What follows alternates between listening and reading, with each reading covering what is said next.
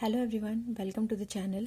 Last class में हमने light जो है एक एबायोटिक फैक्टर जो हम पढ़ रहे थे उसमें हमने टेम्परेचर को कवर कर लिया था, हमने वाटर को कवर कर लिया था एंड उसके बाद अब जो हम कवर करेंगे that will be light. Okay, light भी हमने लास्ट क्लास में कवर कर ली थी। तो ये सारे एबायोटिक जो क्लाइमेटिक फैक्टर थे वो हमने सारे कंक्लूड कर लिए थे। आज जो हमारा मेन टॉपिक है वो है हमारा अडैफिक फैक्टर। तो अडैफिक फैक्टर के बारे में जब हम बात करेंगे तो सबसे पहले हम बात करेंगे सॉइल की। तो चलिए सॉइल से स्टार्ट कर रहे हैं। लास्ट क्लास में मैंने आपको लाइट के डिफरेंट जोन के बारे में बता दिया था। होपफुली आज हम सारे एबायोटिक फैक्टर उनके रिस्पॉन्स जो हैं वो कवर कर लेंगे इस चैप्टर में। तो चलिए स्टार्ट करते हैं। Soil is a edaphic factor जिसके बारे में मैं आज आपके लिए बात करूंगी। तो स्टूडेंट्स ठीक है, हम स्टार्ट कर रहे हैं। तो थोड़ा सा मैं इसको जूम कर लेती हूँ ताकि आपको इजीली सॉइल जो है वो क्लियरली विजिबल हो जाए। तो I hope this is visible to you. And अब हम बात कर रहे हैं, सबसे पहले सॉइल की बात करेंगे। तो देखिए सॉइल क्या होता है बेसिकली। जब हम सॉइल की बात करते हैं तो सॉइल आपके पास क्या है, इट इज़ अ अडैफिक फैक्टर। ये एक ऐसा फैक्टर है, एक अडैफिक फैक्टर होता है एंड इसकी स्टडी को आप क्या बोलते हो, pedology is the study of soil. Formation of soil को क्या बोला जाता है, पीडोजेनेसिस। जब आप जेनेसिस की बात करते हो इसका मतलब होता है फॉर्मेशन, और पीडो वर्ड हम यूज करते हैं सॉइल के लिए। तो paedogenesis is basically the formation of soil और पीडोलॉजी होती है स्टडी ऑफ सॉइल। पीडोजेनेसिस के डिफरेंट डिफरेंट फिनोमिना हो सकते हैं जिसके थ्रू सॉइल का फॉर्मेशन होगा। It can B weathering. Weathering मतलब क्या होता है, ब्रेकिंग ऑफ रॉक, चट्टानों के टूटने से हमारे पास सॉइल का फॉर्मेशन हो सकता है। वेदरिंग ऑफ रॉक के डिफरेंट रीजंस हो सकते हैं। It can be physical reason, mechanical like कोई बड़ी चीज की वजह से टूटना, किसी केमिकल जैसे कि लाइकन जो होती है वो बहुत सारे केमिकल से क्रिएट करती है, उसकी वजह से भी रॉक जो होती है वो टूट जाती है। And due to some biological, इसमें लाइकन भी आ सकता है और आपके पास केमिकल में और भी बहुत सारे एसिड और एल्कलीज आ सकती है जिसकी वजह से रॉक जो होती है वो टूट जाती है, राइट। तो दिस इज द फिनोमिना जिसमें क्या हो रही है, ब्रेकिंग ऑफ रॉक हो रही है और उसकी वजह से सॉइल का फॉर्मेशन हो रहा है। नेक्स्ट जो हम फिनोमिना डिस्कस करेंगे that will be humification. Humification को मैं आपको डिटेल में बताऊंगी बाद में, ठीक है। तो चलिए सबसे पहले बात कर रहे हैं हम सॉइल के टेक्सचर की। तो सॉइल के टेक्सचर की बात करें तो हमारे पास डिफरेंट काइंड की सॉइल आती है। एक होती है लोमी सॉइल जिसके अंदर सैंड होता है 40%, क्ले होती है 20% और स्लिट होती है हमारे पास 40%। ये आपके पास किसी भी प्लांट की ग्रोथ के लिए सबसे बढ़िया सॉइल मानी जाती है। उसके बाद आती है सैंडी सॉइल जिसमें आपके पास सैंड का अमाउंट ज़्यादा रहता है, ऐसे पार्टिकल ज़्यादा अमाउंट में रहेंगे जो सैंड का फॉर्मेशन करते हैं। उसके बाद आती है नेक्स्ट क्ले सॉइल जिसमें क्या होगा, हाईएस्ट ब्रेकिंग कैपेसिटी ज़्यादा होती है इनकी ऑफ मॉलिक्यूल्स ऑन डिहाइड्रेशन। आपने देखा होगा जब घरों में आप कंस्ट्रक्शन मटेरियल बनवाते हो जिसमें आपके पास क्या होती है, कांच की आप जो खिड़कियां बनवाते हो तो उनको चिपकाने के लिए हम क्या यूज़ करते हैं, समटाइम क्ले वगैरह यूज़ कर ली जाती है। तो जब वो क्ले ड्राई होती है तो वो अपने आप टूटना शुरू हो जाती है, निकलना शुरू हो जाती है। इसका मतलब क्या होता है, डिहाइड्रेशन पर इसके मॉलिक्यूल बहुत ज़्यादा क्या होते हैं, हाईली ब्रेक करते हैं। एक होती है रेड सॉइल। रेड सॉइल बहुत ही ज़्यादा बेटर मानी जाती है किसकी ग्रोथ के लिए, टी प्लांट के लिए, कॉफ़ी प्लांट के लिए, राइस के प्लांट के लिए, इनके लिए बहुत अच्छी मानी जाती है। इसी तरह ब्लैक सॉइल होती है। ब्लैक सॉइल की अगर हम बात करें तो कॉटन की ग्रोथ के लिए बहुत ज़्यादा अच्छी होती है ब्लैक सॉइल। तो मैं आपको क्ले के पार्टिकल बताऊं इसके पहले मैं आपको कुछ जोन बताती हूँ। हमारी सॉइल के कुछ जोन होते हैं। देखिए सबसे पहले हमारे पास क्या होती है, रॉक्स होती हैं, ठीक है। हम जोन में डिवाइड कर रहे हैं। सपोज करो हम सॉइल सरफेस पे बात कर रहे हैं तो दिस इज A00 या फिर हम इसको A00 सरफेस बोलते हैं। जैसे सॉइल का सरफेस है उसको आप क्या बोलोगे, A00। यहाँ पे कोई प्लांट था, उसका क्या हुआ, मान लो कोई लीफ गिर गई उसकी, और क्योंकि अभी वो फ्रेश है इसलिए हम उसको बोलेंगे लिटर, फ्रेश लीफ, ठीक है। अब यही जो है आपके पास लिटर आपके दूसरे जोन में जाएगी सॉइल के जिसको हम बोलते हैं A0 सॉइल, जो A00 के जस्ट नीचे होगा। यहाँ पर इसका क्या होगा, पार्शियली डिग्रेडेशन होगा, डिकम्पोजिशन होगा। फिर ये हमारे पास थोड़ा सा और छोटे पार्टिकल में टूटेगी और पहुंच जाएगी थर्ड जोन में जिसको हम बोलते हैं A1 जोन। A1 जोन के बाद ये आपके पास जाती है नेक्स्ट जोन में जिसमें बहुत फाइन पार्टिकल्स हो चुके हैं, इसमें मिनरल्स जो हैं वो आपके सेपरेट हो गए हैं। A2 जोन से अब ये पहुंचेगी B1 जोन में। A2 जोन एक ऐसा जोन है जहां से मिनरल निकल रहे हैं, इसीलिए हम इसको बोलते हैं जोन ऑफ इल्यूविएशन। लेकिन वहीं पर B1 जोन ऐसा जोन है जिसके अंदर मिनरल एंट्री कर रहे हैं, तो हम उसको बोलते हैं जोन ऑफ इल्यूविएशन।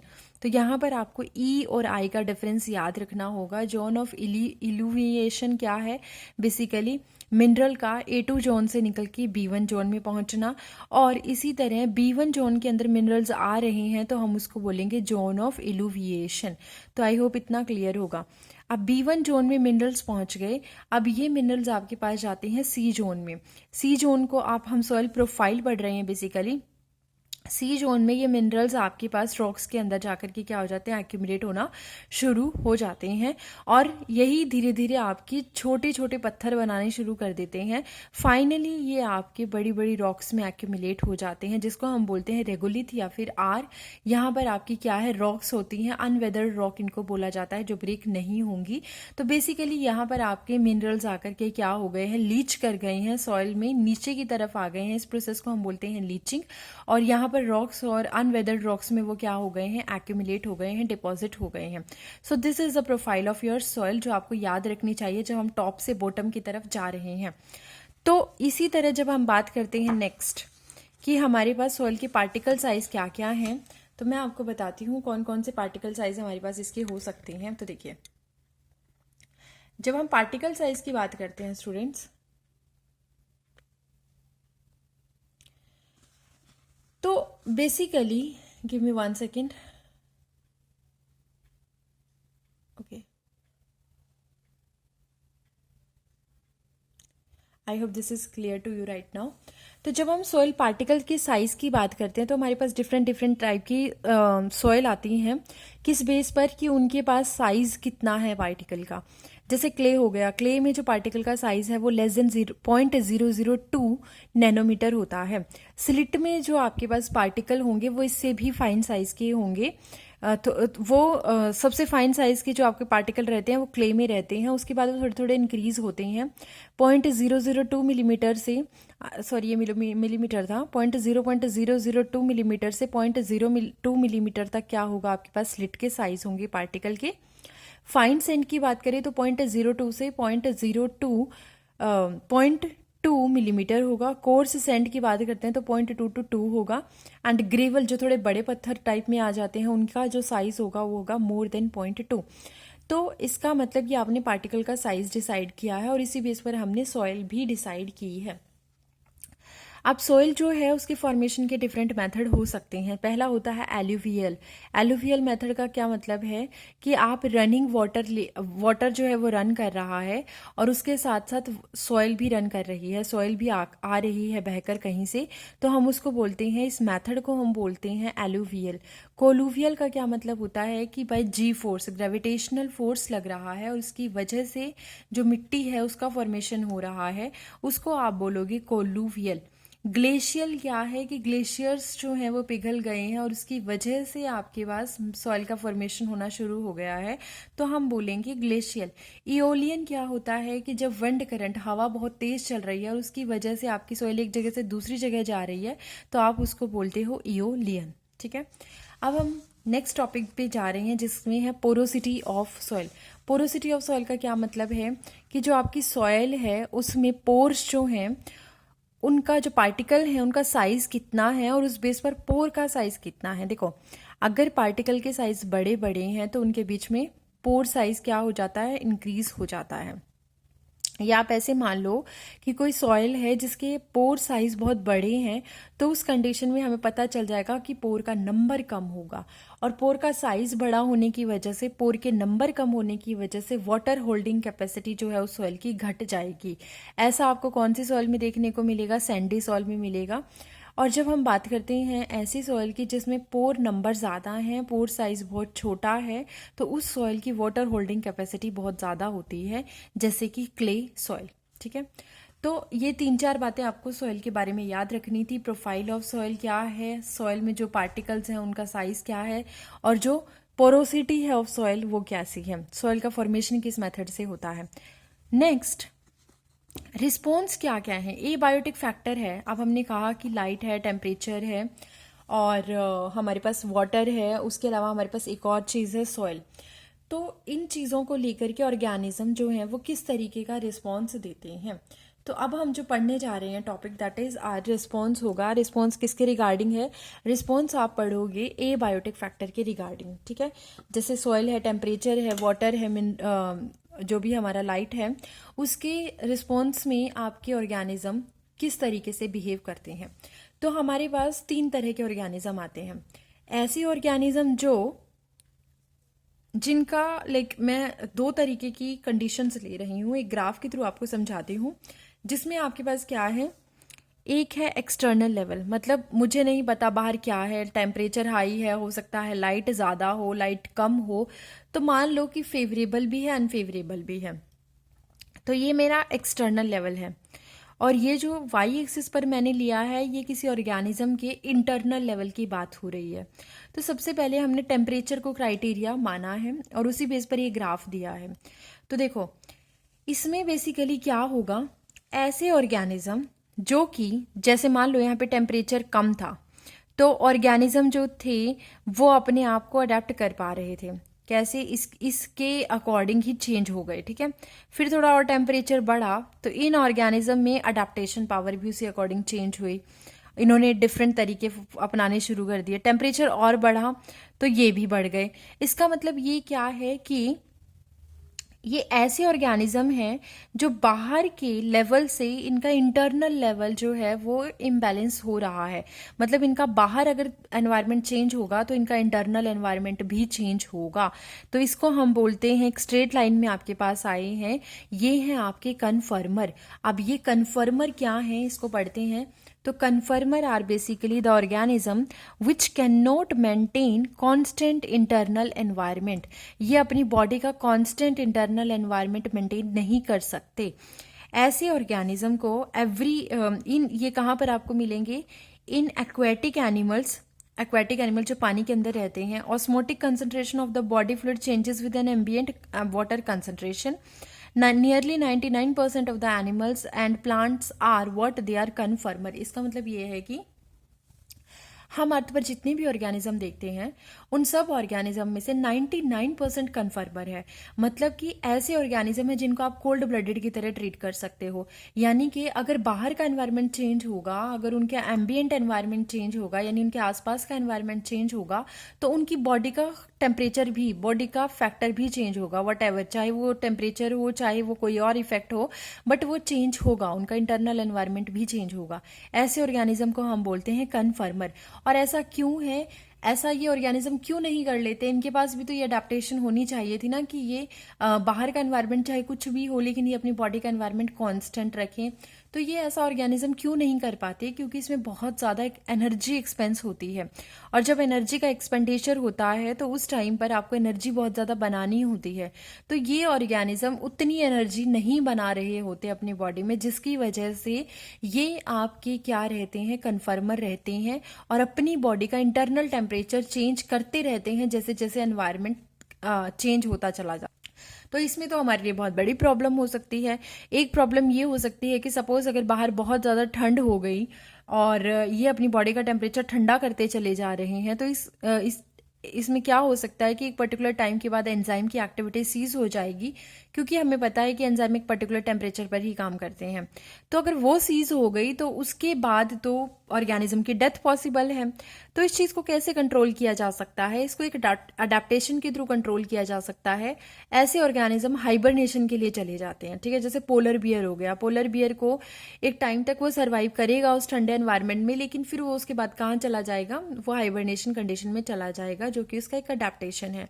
इसी तरह अगर हम फ्रॉग का एग्जाम्पल ले रहे हैं, सपोज अगर फ्रॉग की बात करें, तो फ्रॉग जो होते हैं वो बेसिकली बहुत ज़्यादा गर्म कंडीशंस में नहीं रह पाते, तो उस कंडीशन में वो एस्टिवेशन में चले जाते हैं, समर कंडीशन में।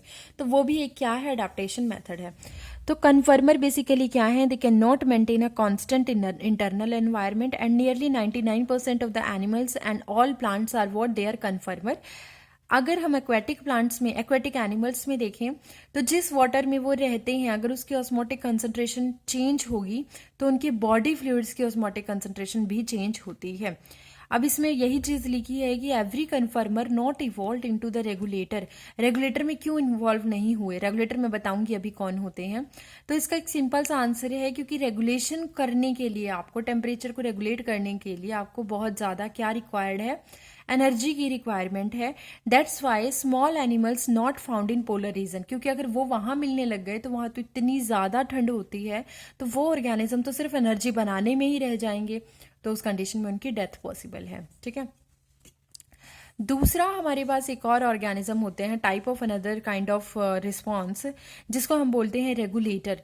ये ऐसे ऑर्गेनिज्म होते हैं जिसकी आप स्ट्रेट लाइन देख रहे हो, इसका मतलब चाहे अभी हम टेम्परेचर लेके चल रहे थे, तो सपोज अगर यहाँ पर 25 डिग्री सेल्सियस टेम्परेचर है तो इनका बॉडी का कंडीशन 37 है, हम अपने आप से मानकर चल रहे हैं, हम ह्यूमन का एग्जांपल ले रहे हैं। सपोज कर लो बाहर का एनवायरनमेंट 45 डिग्री हो गया, तब भी हमारी बॉडी का टेम्परेचर क्या है, 37 है।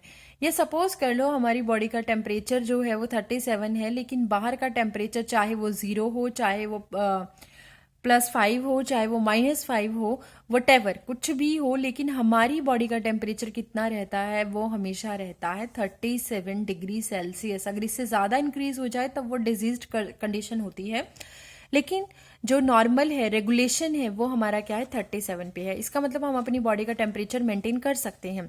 सो the organism which are able to maintain homeostasis, यानी कि एक कांस्टेंट क्या रख पाते हैं, कांस्टेंट टेम्परेचर रख पाते हैं, चाहे वो फिजियोलॉजिकल तरीके से उसको रख रहे हो, चाहे वो कोई बिहेवियरल अडेप्टेशन शो कर रहे हो, बट उनकी बॉडी का टेम्परेचर हमेशा क्या रहने वाला है, constant body temperature, constant osmotic concentration.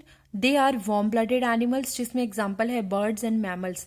इसके अलावा कुछ लोअर इन्वर्टिब्रेट भी इस कैटेगरी में इंक्लूड किए गए हैं, जैसे कि इंसेक्ट हो गया, लोअर वर्टिब्रेट हो गए, एंड दे शो रेगुलेशन, वो अपनी बॉडी के टेम्परेचर को रेगुलेट कर सकते हैं। ठीक है। इसके अलावा मैकेनिज्म की अगर हम बात करें, सपोज मैं एनिमल्स की बात कर रही हूँ, तो एनिमल्स में हम कैसे कंट्रोल में रख रहे हैं चीज़ों को, कैसे हम रेगुलेटर हैं। हम क्या करते हैं, जब गर्मियाँ बहुत ज़्यादा होती हैं तो स्वेटिंग बहुत ज़्यादा होनी शुरू हो जाती है, जब ठंड बहुत ज़्यादा होती है तो शिवरिंग बहुत ज़्यादा शुरू होती है।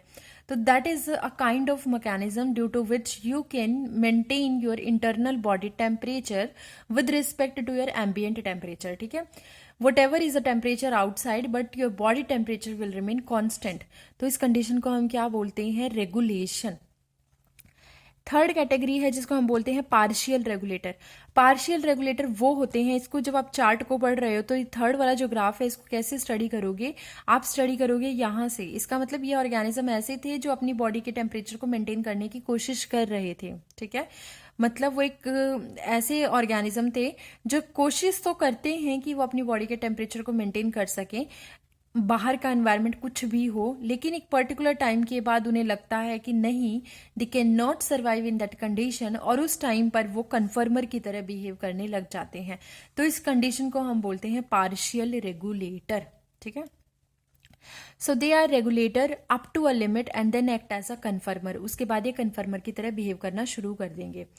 अब ये तो थे ग्राफ, ऐसे ग्राफ जिनके थ्रू आपको रिस्पॉन्स समझ में आया कि ए बायोटिक फैक्टर को लेकर ऑर्गेनिज्म किस किस तरह का रिस्पॉन्स दे सकता है। लेकिन there are some another conditions also. For example, localised external stress conditions में हमने पढ़ लिया। अब हम पढ़ेंगे कि हमारे पास और क्या क्या ऑप्शन हो सकते हैं। एक हो सकता है माइग्रेशन, एक हो सकता है आप अपनी एक्टिविटीज को सस्पेंड कर लो। माइग्रेशन क्या है, organism can move away temporarily from stressful habitat. मान लो बहुत ज्यादा स्ट्रेस है, कंडीशंस ऐसी हैं आप टॉलरेट नहीं कर सकते हो, तो आप क्या करोगे, वहां से क्या कर जाओगे, मूव कर जाओगे। Shift in the form of food, shelter and meeting partner की के लिए आप क्या करोगे, शिफ्ट करोगे। जैसे विंटर में क्या होता है, thousands of migratory birds coming from Siberia and other extremely cold northern regions into the Keoladeo national park, Bharatpur, Rajasthan. यहाँ पर बहुत सारी क्या आती हैं, साइबेरियन क्रेन्स आती हैं, बर्ड्स आती हैं गर्म एनवायरनमेंट के लिए। सस्पेंड का मतलब होता है आप अपनी एक्टिविटीज को रोक देते हो। जैसे बैक्टीरिया हो गया, फंगस हो गया, लोअर प्लांट हो गया, उनमें थिक वॉल्ड स्पोर बनते हैं जो आपकी एक्टिविटी को क्या कर देते हैं, सस्पेंड कर देते हैं, ताकि आप अनफेवरेबल कंडीशंस में सर्वाइव कर सको। हायर प्लांट्स में भी होता है, सीड्स बनते हैं, कुछ वेजिटेटिव स्ट्रक्चर्स बनती हैं, राइट। तो ये चीजें मैं आपको नेक्स्ट क्लास में बताऊंगी। आज के लिए इतना ही, थैंक यू।